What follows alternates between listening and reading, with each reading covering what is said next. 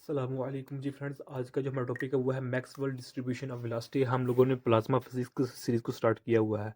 इससे जो पिछले टॉपिक्स हैं और इससे जो नेक्स्ट टॉपिक्स हैं उनके जो लिंक्स हैं वो आप लोगों को डिस्क्रिप्शन में मिल जाएंगे। तो आइए इसको स्टार्ट करते हैं। बिस्मिल्लाहिर्रहमानिर्रहीम। सल्लल्लाहु अला मुहम्मद सल्लल्लाहु अलैहि वसल्लम। तो हम जानते हैं जो गैस है वो रैंडमली आर डायरेक्शन में मूव करती रहती है। उसको गैस मूव पार्टिकल जो होते हैं, जो गैस जो पार्टिकल होते हैं वो मूवेबल होते हैं। ये तो हम ऑलरेडी जानते हैं। तो अब जो गैस मॉलिक्यूल्स की जो वेलोसिटी होती है, गैस पार्टिकल्स की वेलोसिटी को कैलकुलेट करने के लिए हम मैक्सवेल डिस्ट्रीब्यूशन लॉ को यूज़ करते हैं। मैक्सवेल डिस्ट्रीब्यूशन लॉ कह लें या मैक्सवेल लॉ को कह लें, ये कह लें। यानी कि क्लासिकल गैस में मॉलिक्यूल्स की एनर्जी की स्टैटिस्टिकल रिप्रेजेंटेशन के लिए हम मैक्सवेल डिस्ट्रीब्यूशन ऑफ वेलोसिटी का सहारा लेते हैं। इसको हम मैक्सवेल बोल्ट्जमैन डिस्ट्रीब्यूशन भी कहते हैं या इसको हम मैक्सवेल डिस्ट्रीब्यूशन भी कहते हैं। कई नेम हैं इसके। ओके। तो फिजिक्स में हमारे पास क्या है कि जो गैस के पार्टिकल्स की जो एवरेज वैल्यू है, वेलोसिटी है, उसको फाइंड करने के लिए हम यूज़ करते हैं। इसको सबसे पहले 1859 में जो था Scottish physicist James James Maxwell, उन्होंने ये कंसेप्ट दिया था, ये भी ला दिया था, पेश किया था। ओके। तो मैक्सवेल जो बोल्ट्जमैन डिस्ट्रीब्यूशन है, जो मैक्सवेल डिस्ट्रीब्यूशन ऑफ वेलोसिटी है, ये जो वेलोसिटी की डिस्ट्रीब्यूशन है वो हमें देती है। यानी कि वो ये इसकी जो फॉर्म है वो ये है हमारे पास, V two X plus V two Y is equal to V two Z, ये मैं कहता है। ओके। खैर, ये अलग जो हमारा जो प्लाज्मा में है, हम जो प्लाज्मा हम इक्वेशन यूज कर रहे हैं वो हम उन्हीं को डिस्कस करेंगे। ओके, ये भी इसी की इक्वेशन है। अच्छा, यानी कि इनको हम सिंपल वर्ड्स में किस तरह कर सकते हैं। यानी कि ये देखें ना, ये मेरे पास एक्स एक्सिस है, ये मेरे पास क्या है वाई एक्सिस है, ये मेरे पास क्या है जी एक्सिस है। तो ये मेरे पास पार्टिकल है। ओके। तो इसका ये क्या होगा, ये वी वाई होगा क्योंकि ये वाई एक्सिस है। ओके। तो ये मेरे पास वी होगा, और जो मेरे पास यहाँ से लेकर यहाँ तक होगा ये मेरे पास क्या होगा, वी एक्स होगा। डन हो गया। तो ये भी मेरे पास क्या होगा, वी एक्स ही होगा। और ये जो वाला ये भी होगा वी वाई ही होगा। यानी कि वो ये कॉमन चीज़ें पहले जानते हैं। ओके। अच्छा जी। तो अब जो गैस है जो हम जानते हैं, जो गैस पार्टिकल्स है हम वो तमाम डायरेक्शन में, आर डायरेक्शन में रैंडमली मूव कर रहे होते हैं। लिहाजा कि हर पार्टिकल की एक जैसी वेलोसिटी नहीं होती। यानी कि हम इसका काम ये निकाल लेते हैं, ये फार्मूला, कि गैस पार्टिकल्स की हर एटम की जो वेलोसिटी होती है वो सेम नहीं रहती। ओके। तो उसके लिए हम फिर ये फार्मूला यूज़ करते हैं। तो अब हम अपनी फार सिंप्लिसिटी के लिए, हम अपनी आसानी के लिए हम कहते हैं कि हम कुछ पार्टिकल्स ले रहे हैं, वो भी एक डायरेक्शन में, वाई एक्सिस के लॉन्ग ले लें या जी एक्सिस या वाई या एक्स एक्सिस। हम एक्स एक्सिस के अलोंग कुछ नंबर ऑफ पार्टिकल्स ले रहे हैं। ओके। हम अपने सिंप्लिसिटी के लिए एक्स एक्सिस के अलोंग हम कहते हैं कि ये मेरे पास टोटल नंबर है। ये क्या है, टोटल नंबर ऑफ एन है, एक्स एक वन डायमेंशन के लिए। ओके। और हम साथ ये भी कहते हैं, सपोज ये मेरे पास एक्स एक्सिस है, ये मेरे पास एक्स एक्सिस है, तो हम कहते हैं स्टार्टिंग हमारा पास, सपोज करते हैं हम हमारा स्टार्ट हुआ है यहाँ से ये मेरे पास वी एक्स है। तो हम सिर्फ इतनी की रेंज का निकालना चाहते हैं। ओके। तो ये स्टार्टिंग है, तो अब जो ये होगा ये मेरे पास होगा V X plus D V X होगा। इतनी सी रेंज का हम निकालना चाहते हैं, वो भी एक डायमेंशन में, वो भी एक डायरेक्शन में। ओके। तो फिर मेरे पास जो ये फार्मूला वो क्या बन जाएगा, डी एन वी एक्स, ये फार्मूला बन जाएगा। और यहाँ क्या आ जाएगा, V X plus D V X. Okay हो गया। अब हम इसको फ्रैक्शन की फॉर्म में लिखते हैं। फ्रैक्शन को जब हम लिखते हैं तो क्या करते हैं कि जो मेरे पास ऑब्टेन्ड वैल्यू होती है उसको हम ऊपर लिखते हैं और टोटल वैल्यू को हम नीचे लिखते हैं। ओके। तो अब हमारे पास ऑब्टेन्ड है वो ये हमारे पास ये है, जो मेरा टोटल है वो मेरे पास एन है। ओके। अच्छा जी, ये हमारे पास हो गए। और जो मेरे पास ये फ्रैक्शन आई है किस डायरेक्शन में है, किस रेंज में आई है, वो रेंज है हमारे पास V X plus V X plus D V X, इस डायरेक्शन में, इतनी सी रेंज में, यानी कि इतनी सी रेंज में जो हमारे पास फ्रैक्शन है, जो वैल्यू है, वो हमारे पास ये है। ओके, तो अब जो हमारे पास ये फ्रैक्शन है, ये जो हमारे पास डी एन, जो हमारे पास वी एक्स डायरेक्शन है, ये डायरेक्टली प्रोपोर्शनल है डी वी एक्स के।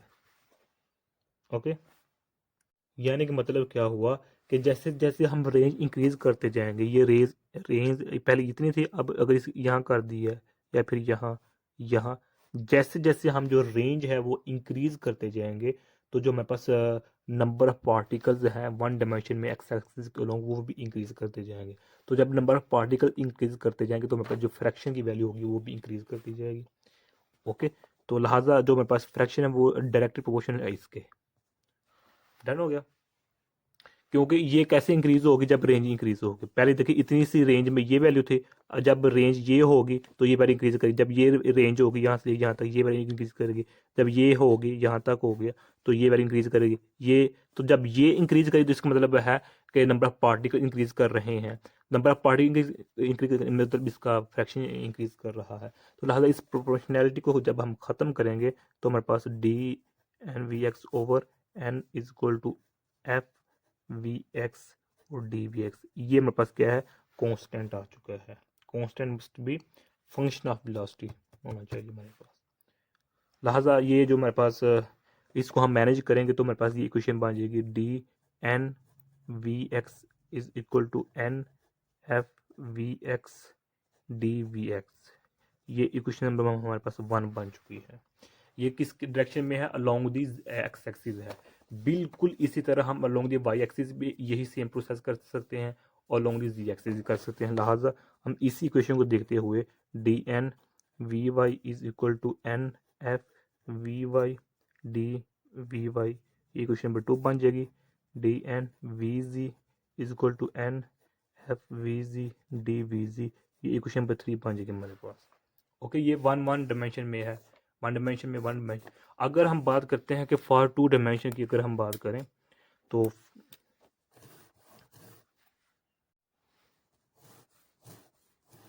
चल भी जा, अच्छा है चल गया। अगर हम ये वन डायमेंशन की अगर हम 2 डायमेंशन के लिए बात करें तो 2 डायमेंशन में हमारे पास इसी को देखते हम 2 डायमेंशन बनाएंगे, यानी कि ये क्या है, 1 पावर है, ये भी 1 है, ये भी 1 है। तो इसको देखते हम 2 फॉर 2 डायमेंशन के लिए हम बात लिख सकते हैं, वो क्या है, D square N V X पहले आएगा, अब वी वाई भी आ जाएगा क्योंकि हम 2 डायमेंशन की बात कर रहे हैं। ओके, तो is equal to N F V X है, पहले ये था, अब एफ वी वाई भी आ जाएगा, तो साथ वी एक्स और वी वाई भी आ जाएगा हमारे पास। ओके हो गया, सॉरी डी वी एक्स और डी वी वाई। ओके, बिल्कुल यही सेम प्रोसेस हम फॉर 3 डायमेंशन के लिए भी कर सकते हैं। 3 डायमेंशन के लिए क्या होंगे, इधर 3 की पावर लगा देंगे तो वी एक्स वी वाई, अब वी जी भी लिख देंगे तो क्या होगा एन, तो F V X F V Y F V Z और D V X D V Y D V Z. Okay, ये वी ये जी ये किसको शो कर रहा है, फॉर 3 डायमेंशन को ये मेरे पास शो कर रहे हैं। ओके हो गया।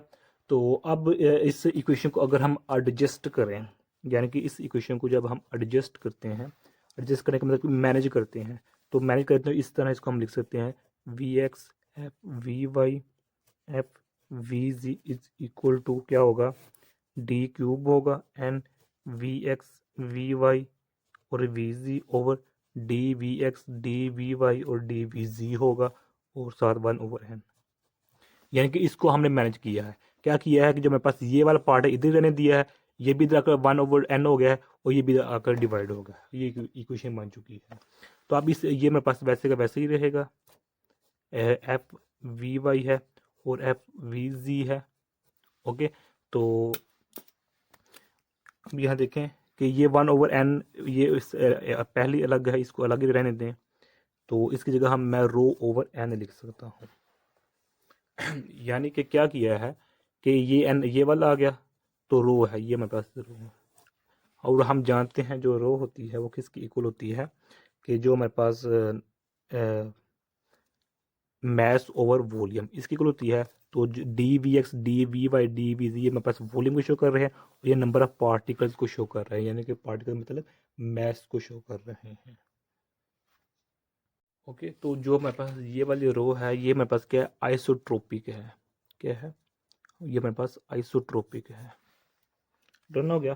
तो आइसोट्रोपिक क्या है, ये आइसोट्रोपिक हमारे पास फिजिकल क्वांटिटी है, फिजिकल प्रॉपर्टी है जो कि सेम वैल्यू रखती है जब उसको हम मेजर करते हैं डिफरेंट डायरेक्शंस में। यानी कि जो आइसो रो है जो आइसोट्रोपिक है, जब इसको हम डिफरेंट डायरेक्शन में मेजर करते हैं तो इसकी जो वैल्यू होती है वो सेम ही होती है। ओके, डन हो गया। तो अब जो हमारे पास इसको इक्वेशन नंबर हम 4 का नाम देते हैं। तो ये तो एक्चुअली हमारा टॉपिक इधर ही तक था, लेकिन अब इसका जो सेकंड पार्ट है इस टॉपिक का वो हम नोट से स्टडी करते हैं।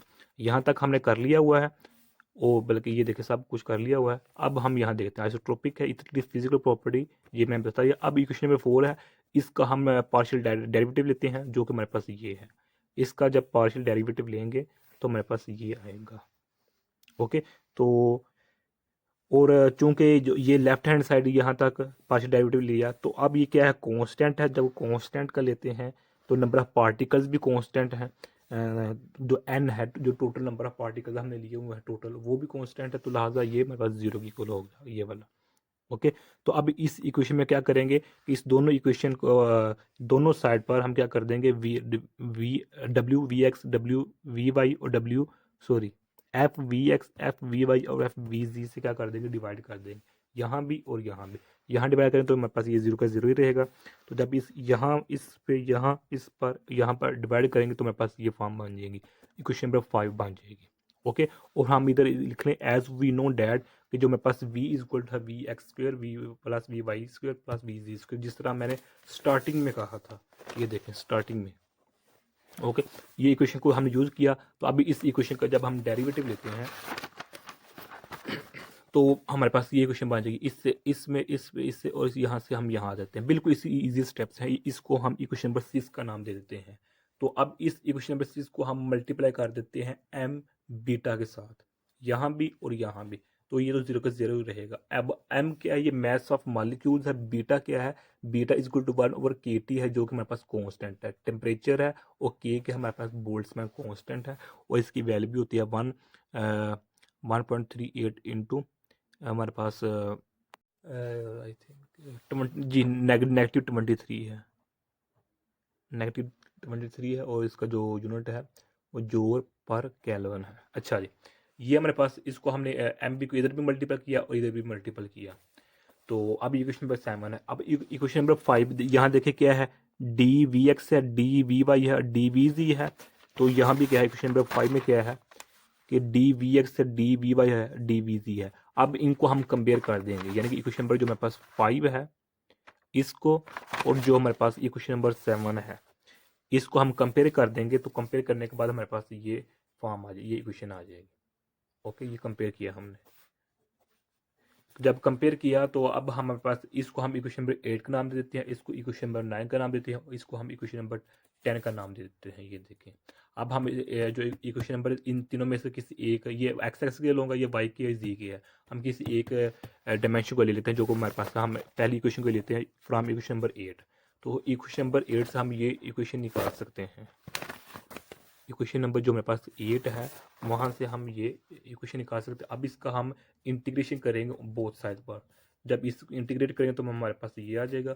इसका जब हम नेचुरल लॉग लेंगे, क्योंकि इसकी वैल्यू नीचे गिवन है, नेचुरल लॉग ले लेंगे। इसको जब हम सोल्व करेंगे तो ये मेरे पास कांस्टेंट आ जाएगा।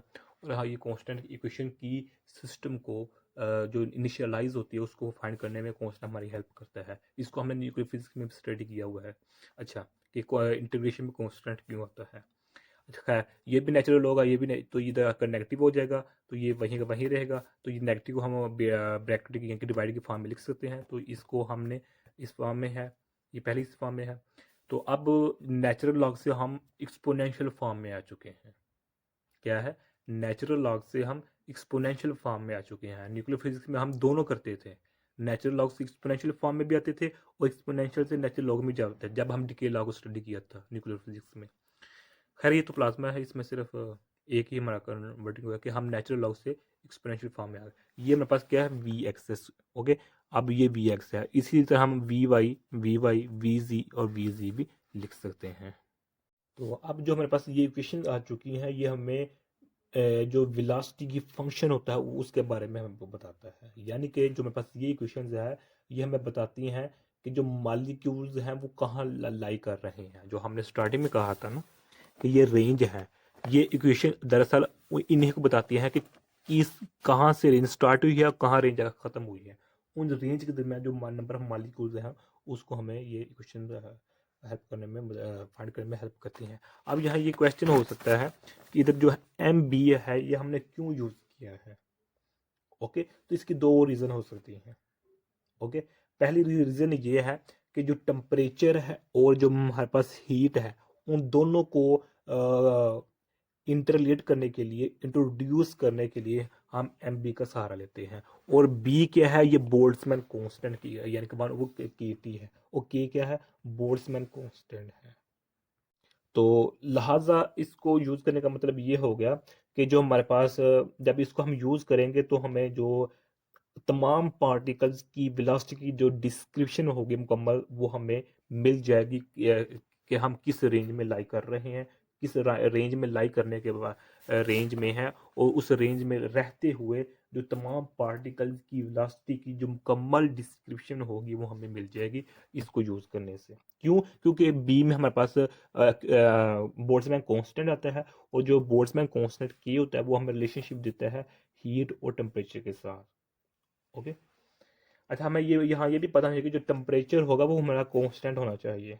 जब हम वेलोसिटी की कैलकुलेशन कर रहे होंगे हमारा टेम्परेचर कांस्टेंट होना चाहिए ये वाला। एक तो ये वजह होगी कि हमने एम बीटा को यूज़ किया। दूसरी वजह ये है कि हम एक्सपोनेंशियल को क्या करना चाहते हैं, किधर गया हमारे पास, ये है कि जो हमारे पास एक्सपोनेंशियल है, एक्सपोनेंशियल को हम डिमेंशन लेस बनाना चाहते हैं। डिमेंशन लेस वो किस तरह बनाना चाहते हैं, ये देखें कि ये मेरे पास क्या है, M beta V X square, ये है ना। तो बीटा की वैल्यू यहाँ पुट करें तो क्या है, एम वी स्क्वेयर ओवर के टी। इधर एक्स लगा या वाई लगा, इसी लगा रहे, एम वी स्क्वेयर ओवर के टी है। तो एम क्या, जो यूनिट क्या है वो के जी है, वी का क्या है, ये है मीटर पर सेकंड है, और के का है ये बोल्ट्जमैन कांस्टेंट है जो पर केल्विन है, और टेम्परेचर का यूनिट क्या है, केल्विन है। ओके, तो अब इसको हम ओपन करते हैं तो एम स्क्वेयर, यानी कि इसको एम इस तरह लिख सकते हैं, और ये -2 और जोर ओवर केल्विन, और ये केल्विन है।